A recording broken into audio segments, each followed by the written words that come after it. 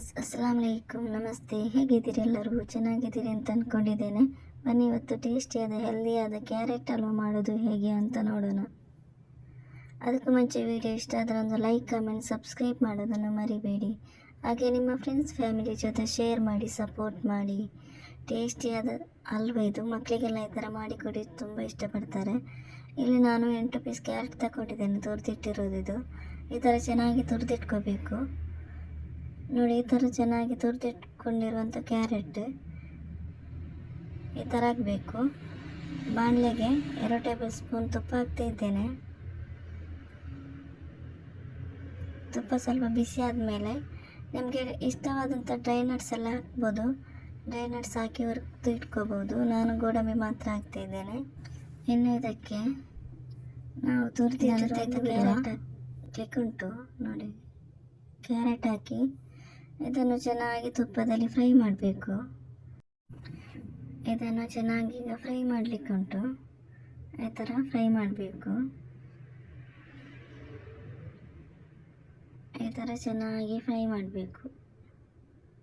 ತುಂಬ ಚೆನ್ನಾಗಿ ಆಗ್ತದೆ ಈ ಥರ ಫ್ರೈ ಮಾಡಿದರೆ ನೋಡಿ. ಈ ಥರ ಆಗಬೇಕು. ಇನ್ನು ಇದಕ್ಕೆ 1 ಗ್ಲಾಸ್ ಹಾಲು ಹಾಕ್ತಾ ಇದ್ದೇನೆ. ಇದು ಹಾಲು, ಹಸಿ ಹಾಲು ಇದು.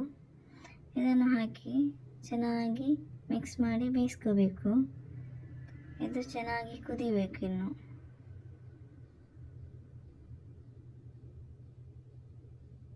ಈ ಥರ ಚೆನ್ನಾಗಿ ಕುದಿಬೇಕು ನೋಡಿ. ಈ ಥರ ಆಗಬೇಕು ನೋಡಿ. ಈ ಥರ ಆಗಬೇಕು.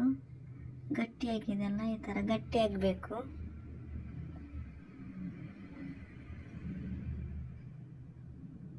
ಇನ್ನು ಇದಕ್ಕೆ ಸಕ್ಕರೆ ಹಾಕ್ತಾ ಇದ್ದೇನೆ. 5 ಟೇಬಲ್ ಸ್ಪೂನು ನಾನು ಹಾಕ್ತಾ ಇದ್ದೇನೆ ಸಕ್ಕರೆ. ಚೆನ್ನಾಗಿ ಇನ್ನು ಮಿಕ್ಸ್ ಮಾಡಬೇಕು. ಈ ಥರ ಚೆನ್ನಾಗಿ ಮಿಕ್ಸ್ ಮಾಡಬೇಕು ನೋಡಿ. ಸಕ್ಕರೆ ನೀರಾಯಿತು. ಇನ್ನು ಇದು ಗಟ್ಟಿ ಆಗಬೇಕು. ಅಲ್ಲಿ ತನಕ ಚೆನ್ನಾಗಿ ಈ ಥರ ಮಿಕ್ಸ್ ಮಾಡ್ತಾ ಇರಬೇಕು.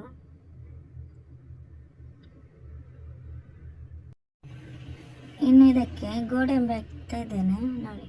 1 ಏಲಕ್ಕಿ ಕೂಡ ಹಾಕ್ತಾ ಇದ್ದೇನೆ. ಹುರಿದಿಟ್ಟಿರುವಂಥ ಗೋಡಂಬಿ ಮತ್ತು 1 ಏಲಕ್ಕಿ ಹಾಕಿದ್ದೇನೆ. ಹಾಕಿ ಚೆನ್ನಾಗಿ ಮಿಕ್ಸ್ ಮಾಡಬೇಕು ನೋಡಿ. ಈ ಥರ ಆಗಬೇಕು. ಈ ಥರ ಗಟ್ಟಿ ಆಗಬೇಕು. ತುಂಬ ಹೆಲ್ದಿಯಾದ ಟೇಸ್ಟಿಯಾದ ಕ್ಯಾರೆಟ್ ಹಲ್ವಾ. ಒಮ್ಮೆ ಟ್ರೈ ಮಾಡಿ. ನಿಮ್ಮ ಅನಿಸಿಕೆ ಅಭಿಪ್ರಾಯಗಳನ್ನು ಕಮೆಂಟ್ ಬಾಕ್ಸಲ್ಲಿ ತಿಳಿಸಿ. ತುಂಬ ಟೇಸ್ಟಿಯಾಗಿ ಬಂದಿದೆ. ಒಮ್ಮೆ ಟ್ರೈ ಮಾಡಿ. ವಿಡಿಯೋ ಇಷ್ಟ ಆದರೆ ಒಂದು ಲೈಕ್, ಕಮೆಂಟ್ ಮಾಡಿ. ಹಾಗೆ ಥ್ಯಾಂಕ್ ಯು ಫಾರ್ ವಾಚಿಂಗ್.